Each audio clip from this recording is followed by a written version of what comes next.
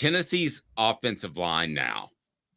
How would you project the starters right now? Because that's what I hear most oftentimes on social media is, oh boy, Tennessee got another tight end and he's going to be here in 2025. However, the Vols and Ball Twitter seem to be very concerned about an offensive line that is going to protect the highest rated player in the history of the program in September. That's not that long away. Caleb, set up Tennessee's offensive line now. And John, should Tennessee fans be concerned if they don't get some more help via the portal? What do you got, Caleb? Well, okay, so Tennessee is going to have Cooper Mays at center. Are we sure Javontez Spraggins is returning? He hasn't officially announced it, but everything he said implies he's back. So I'm just going to assume Javontez Spraggins is back at right guard. Got it. Everything I've heard is that he will as well. John Campbell Jr. is going to be at left tackle. Now, the questions are at left guard and right tackle. Dave, you're telling me you believe a little bit in Vyson Ling as a guy who could develop into that role. We'll have to see. Right tackle, I think, is a huge concern. And before, John, I just want to set you up on this because you said this earlier in the show. You talked about how Gerald Mincey may not be as big of a loss because on his best day, he's average. Well, there's a huge gap between average and really, really, really bad. And maybe the people behind Gerald Mincey are really, really, really bad. So that's the reason I think right tackle should be a concern. Well, yeah, that's a good point because the drop-off perhaps there could be more substantial than another position. I would still think maybe Tennessee can add somebody. You still can't make a trade. We've had a lot of changes in college football. You still can't make trades, though, can you? That's not allowed. No, can't make trades. Well, I bet you money it's already been done, but no, you're not allowed. Okay. I have no idea who the other two starters would. Dane Davis, would he be a starter? Did you see him in the Citrus Bowl? See, I think that's I'm the not problem. saying he played well. I'm just saying who would be the most likely starter right now. All right, so fill out the rest of this group. Brought to you by the Hemp House, the premier hemp dispensary online with a wide variety, great selection, and strict standards to ensure you only receive the best in CBD or Delta products. Go to Hemp House Chat with 2 T's.com, Hemp House Chat with 2 T's.com.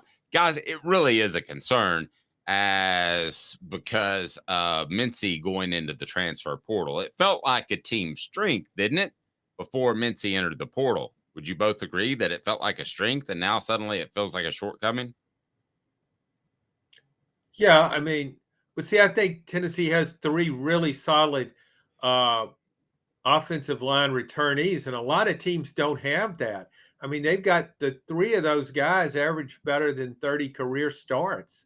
Cooper Mays, Spraggins, and John Campbell. So, I mean, it's got a solid nucleus. It's just got to develop. I'll find 2 more guys, but you look around the league at other offensive lines, and how many offensive lines have that kind of nucleus? Most of them don't. Okay, so Caleb, are we willing to say that Tennessee has one of the better offensive lines returning in the SEC? I can't go there. I think y'all are a little higher on John Campbell than I am. I think John Campbell is a solid left tackle, and physically he's good, but I watched enough of him last year where I think he's very raw, and I think he's that type of raw player that will never fine-tune his game, fine-tune his rawness, I guess. So he'll always be the guy that you kind of have to live with making like three mental mistakes a game, I guess is the best way to say it. He reminds me of a slightly more nimble, smaller Albert Tawina, and that's why I brought him up the other day, because there's always going to be that handful of mistakes that you just have to live with. The question is, will they move him to the right like they've done the past 2 years? John, that's been a strange move to take your starting left tackle and move him to the right side.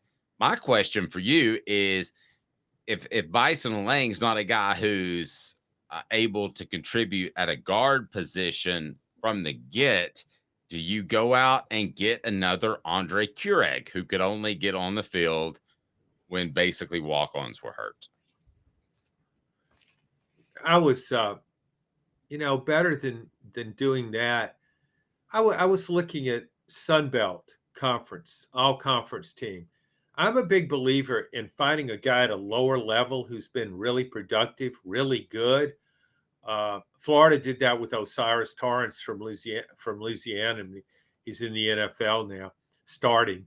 Uh, I, I forgot the players' names, but with James Madison, the Sun Belt, he was Sun Belt Offensive Lineman of the Year.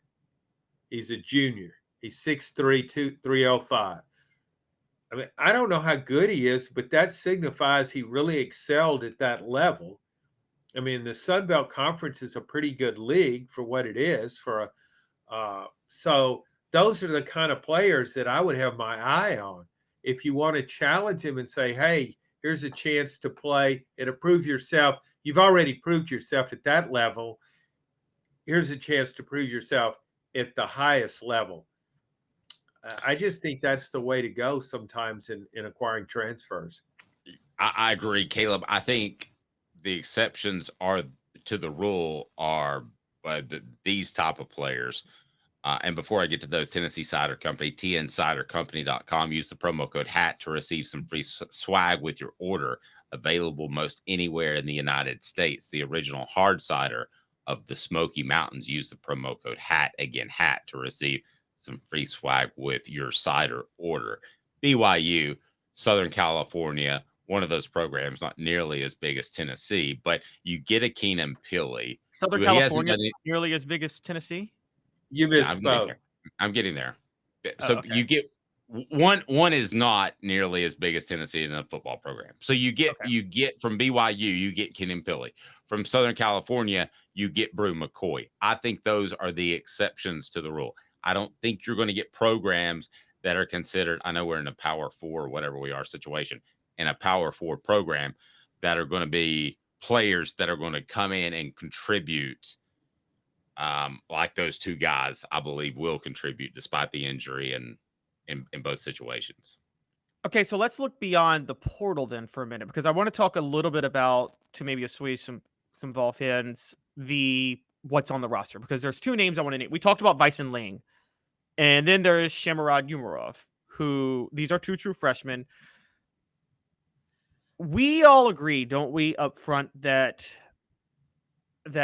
offensive line is typically a position, particularly playing for Glenn Ellerby and Josh Heupel, that you probably aren't ready to go your first year as a true freshman, right?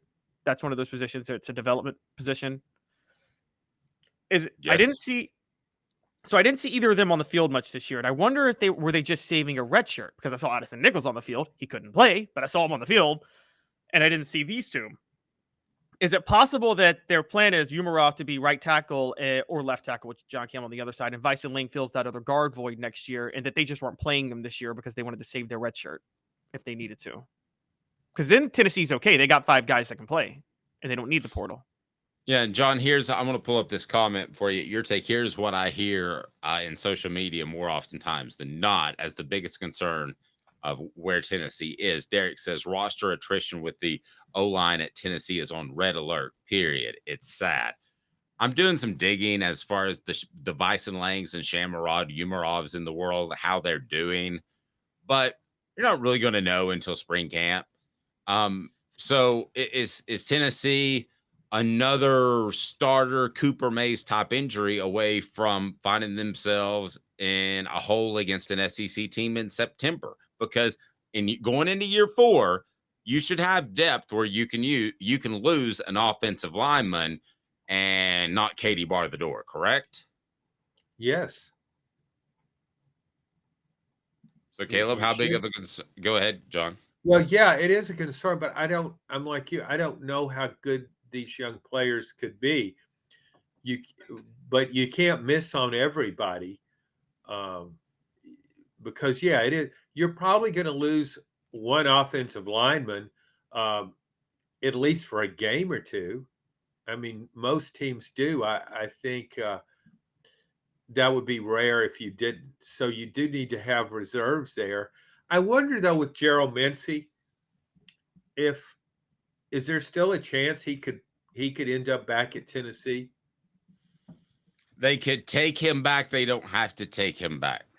What I mean, though, they could take him back. So what I'm saying is, if they say they can pay him more money and bring him back, if not, maybe that says, well, we've got somebody just as good on our roster. That isn't garnering big time in NIL money. I think Tennessee's biggest concern, John, is they had to pay Cooper. Got no problem with him getting every single dollar. They had to pay Cooper. They had to pay Brew McCoy. They had to pay Keenan Pilley. I'm sure I'm leaving 2 or 3 guys out. They had to pay some guys to stay, which in turn makes it tough to keep other guys and makes you not look great in the transfer portal. I think they had to pay John Campbell. Oh, yeah, I do too. Probably did. Yeah. So, I mean, do we need to view this differently from a transfer portal standpoint? Well, see, I still wonder. I mean, it's not like we get a printout on how much NIL money you have and how much you spend and how much is left. We don't know. I like to think of it as an unlimited supply. And so whatever you need, you can always come up with. But that's not the case. I don't know. I just know Tennessee has money, and it has everything I've read. It has and heard is it has a really aggressive NIL program with more money than most programs. But how much, I don't know. I think they had 2 years in which they were really aggressive, and that was with Nico, and that was with what they did last year. Guys that were from big-time programs that didn't pan out as good as they had hoped in some cases. Other cases, they did great. I just don't feel like they have a lot of extra money to go spend on players that aren't currently on their roster this year, John, which is not a bad thing. I don't want people to read that as a bad thing. I'd rather have a Cooper Mays or a Keenan Pilley than a 5-star whatever that I have to pay $2 million a year to just to come on campus, right? Okay, where's Ole Miss? Where's all that money for Ole Miss coming from? See, here's the thing. This is my theory. I think that this money is coming from their 10-win season 2 years ago, right? I think it's coming from that. And I think that's what last year's money came from, was Tennessee's 10-win season, plus 11 with the bowl game. I think you're going to see some ebbs and flows of money coming in based off how you did the previous year. And if I'm a head coach, I'm not loving that. But here's sorry. Go ahead. I'm sorry, Caleb. Go ahead. I think Ole Miss is doing what the Marlins did in 1997. I think Ole Miss went 5 years without spending any money whatsoever, so they have a boatload of cash right now, and they can just go buy a championship. And I think that's exactly what they're doing. I've heard that line of thought, but I also know that Ole Miss has done well in the portal, not just 1 year, but 3 years in a row. But this year they're getting top guys. But yeah. Yeah, but I mean, they've got some solid players and really helped their defense the past 2 years in the portal. Yeah, they're getting higher level players. However, you can look at that differently as an investment, because if this plan pays off and Ole Miss makes a college football playoff, and that's a possibility this coming season, I think that will generate more contributions. So the cycle could continue. Let me ask you this, and John, I'm gonna let you out of here. Would you rather be the program that loads up once every 4 years? I'm spending my NIL cash because it is burning a hole in my pocket. Or would you rather be the consistent team that knocks on the door? Like the Michigan and Alabama Georgias are knocking on the door every single year. But would I be stunned to see Ole Miss assemble a group that finds itself in a national championship playoff final one year? No, I wouldn't be surprised to see them load up and do exactly what Caleb said. Load up 1 year, get in there, see how the dominoes fall.